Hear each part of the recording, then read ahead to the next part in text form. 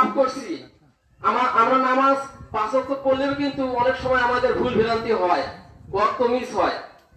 তাহলে যত অপরাধী করি না কেন, যদি অপরাধ যত বড়ই হোক, যদি ইসলামের আইন প্রতিষ্ঠিত। আজকের এই সাধারণ সভায় আজকে প্রধান অতিথি সহ বিভিন্ন পর্যায়ের দায়িত্বশীল এবং একান্ত প্রিয় অত্র এলাকার সম্মানিত বিভিন্ন বয়সের দিনদার পরেশগার মুসলমান ভাইরা, পর্দার আড়ালে সম্মানিত মা ও বোনেরা, আমরা আল্লাহ রাব্বুল আলামিনের দরবারে কালেমাত শুকর আদায় করছি, যিনি আমাদেরকে ইসলামী আন্দোলন তথা আল্লাহর জমিনে আল্লাহর দিন প্রতিষ্ঠা করার স্বপ্ন বাস্তবায়নের জন্য এরকম একটি প্রোগ্রামে উপস্থিত হওয়ার তৌফিক দিয়েছেন। বলি আলহামদুলিল্লাহ। দরুদ পড়াই মানবতার মুক্তির দূত, যার আনিত আদর্শকে বাস্তবায়নের জন্যই বাংলাদেশ জামায়াতে ইসলামী চেষ্টা করে যাচ্ছে, যে আদর্শের মধ্যে দুনিয়া এবং আখিরাতের জন্য শান্তি নিহিত আছে, সেই মহান নবী এবং রাসূলের প্রতি মহব্বতের সাথে দরুদ পড়াই সবাই বলি সাল্লাল্লাহু আলাইহি ওয়াসাল্লাম। মাগফিরাত কামনা করি সকল মর্দে মুজাহিদদের জন্য, যাদের রক্তের বিনিময়ে জীবনের বদৌলতে ইসলামের মতো সুন্দর এবং সুমহান আদর্শ আমরা পেয়েছি। আল্লাহ যেন সবাইকে জান্নাতের সর্বোচ্চ মাকাম দান করে, সবাই বলি আল্লাহুম্মা আমিন।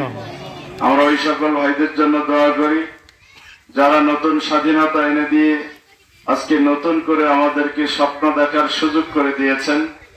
বাংলাদেশের প্রত্যেকটা প্রান্তে প্রান্তে আমাদেরকে খোলা মাঠে বুক উঁচু করে আল্লাহর কথাগুলোকে বলার জন্য সুযোগ করে দিয়েছেন। শহীদ আবু সাইদ থেকে শুরু করে প্রায় 1,500-এর অধিক ভাই শাহাদাত বরণ করেছেন। আল্লাহ যেন তাদেরকে শহীদ হিসেবে কবুল করে, সবাই বলে আল্লাহুম্মা আমিন।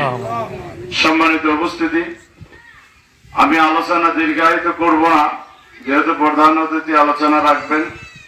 আমি শুধু অল্প কয়েক মিনিট কথা বলে আমার কথা শেষ করতে চাই। সেটা হচ্ছে, বাংলাদেশ জামায়াতে ইসলামী এদেশের অন্যান্য রাজনৈতিক দলের মতো কোন রাজনৈতিক দল নয়। বাংলাদেশ জামায়াতে ইসলামী আল্লাহর জমিনে আল্লাহর দিন প্রতিষ্ঠা করার একটি আন্দোলনের নাম। বাংলাদেশ জামায়াতে ইসলামী আল্লাহর রাসূল সাল্লাল্লাহু আলাইহি ওয়াসাল্লামের রেখে যাওয়া একটি আন্দোলনের নাম। বাংলাদেশ জামায়াতে ইসলামী রাসূল সাল্লাল্লাহু আলাইহি ওয়াসাল্লামকে আল্লাহ পাক দুনিয়াতে যে উদ্দেশ্যে পাঠিয়েছেন, সেই উদ্দেশ্য বাস্তবায়ন করার জন্য যে সংগঠনটা কাজ করে, সেই সংগঠনের নাম হচ্ছে বাংলাদেশ জামায়াতে ইসলামী।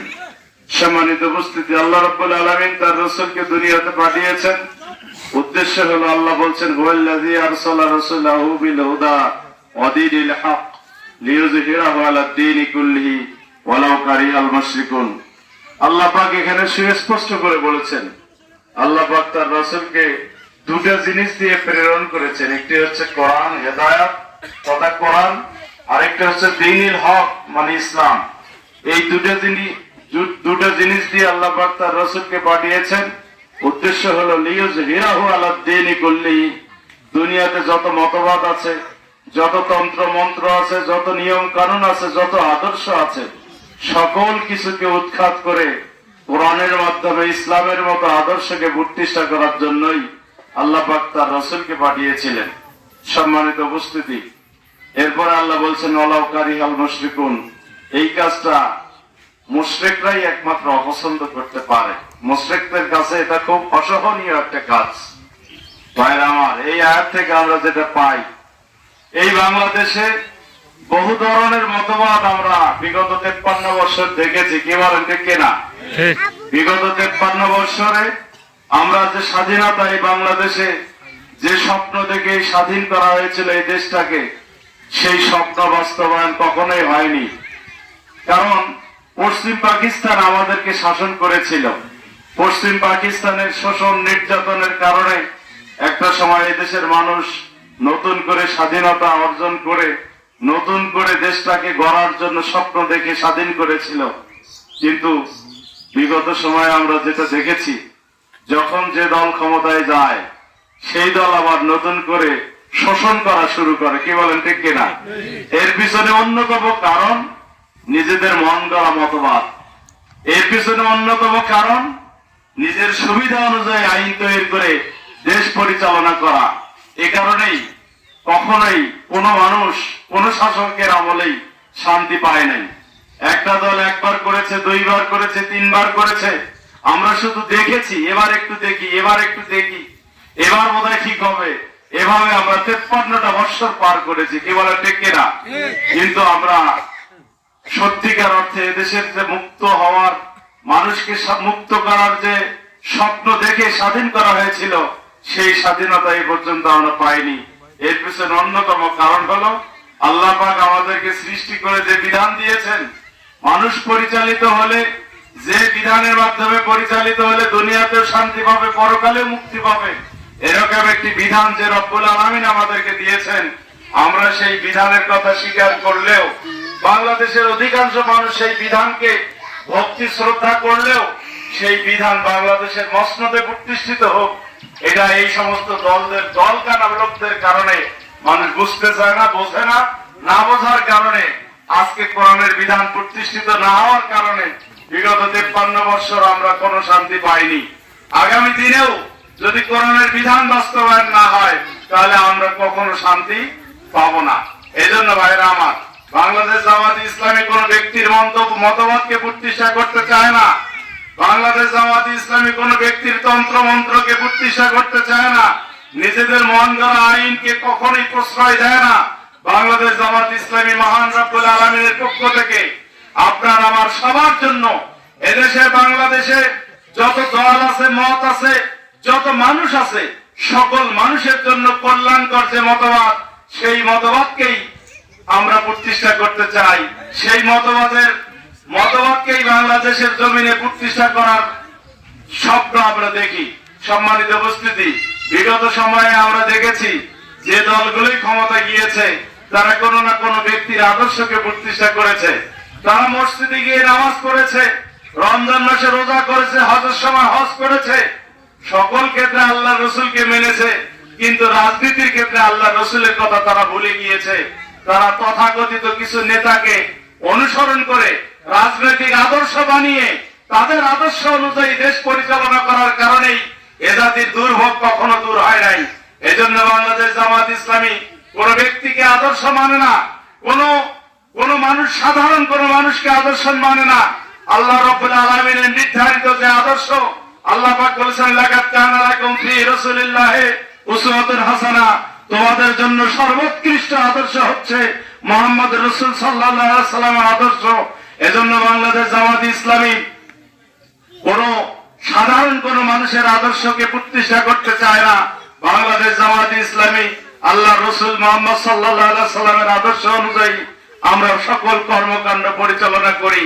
আগামী দিন যদি এদেশে মানুষের ব্যান্ডেড পেয়ে সকল মানুষ যদি ঐক্যবদ্ধ হয়ে বাংলাদেশ জামায়াত ইসলামের ক্ষমতাকে, বাংলাদেশ জামায়াত ইসলামের হাতকে শক্তিশালী করে, তাহলে আগামী দিনে আল্লাহ রসুল মুহাম্মদ সাল্লাল্লাহু আলাইহি ওয়াসাল্লামের আদর্শ অনুযায়ী, আল্লাহর বিধান কোরআন অনুযায়ী এদেশ পরিচালিত হবে। সম্মানিত উপস্থিতি, আচ্ছা বলেন তো, কোরআনটা কি শুধু জামাত ইসলামের সম্পদ? কথা বলেন, কোরআন কি শুধু জামাত ইসলামের বিধান?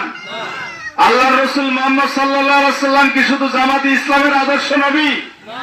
এদেশের সকল মানুষের, সকল শ্রেণীর, সকল দলের যারা এই কালেমাকে বিশ্বাস করে, প্রত্যেকটা মানুষের নবী, প্রত্যেকটা মানুষের জন্য আদর্শ হচ্ছে মুহাম্মদ সাল্লাল্লাহু আলাইহি ওয়াসাল্লাম।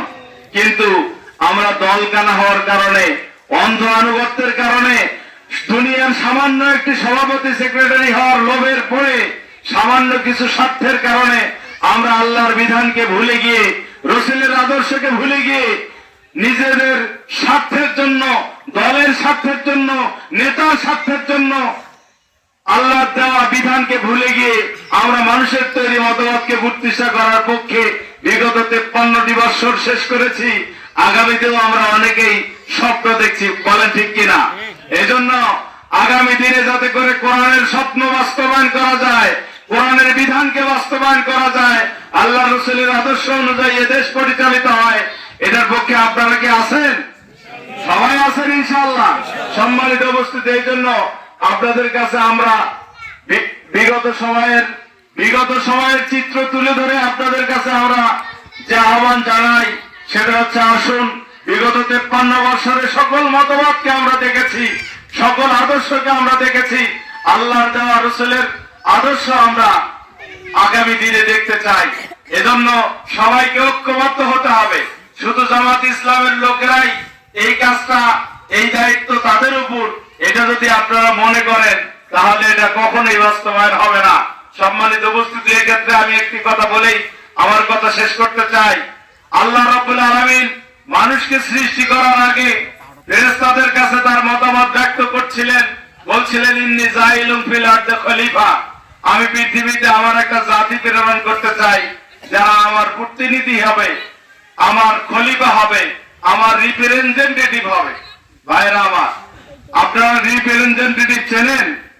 ঔষধ কোম্পানির যারা রিপ্রেজেন্টেটিভ, স্কয়ার কোম্পানির রিপ্রেজেন্টেটিভ দোকানে এসে বাস্তবায়ন করার চেষ্টা করে, তাহলে এই লোকগুলো আল্লাহর খলিফা হতে পারবে না। কি বলে ঠিক কিনা? আল্লাহর খলিফা যদি না হয়, আল্লাহর খলিফা যদি না হয়, তাহলে আল্লাহ যা বিধান অনুযায়ী জীবন পরিচালনা করার কারণে এদের দুনিয়ার জীবনেও যেমন অশান্তি, পরকালীন জীবনেও কখনোই মুক্তি পাবে না।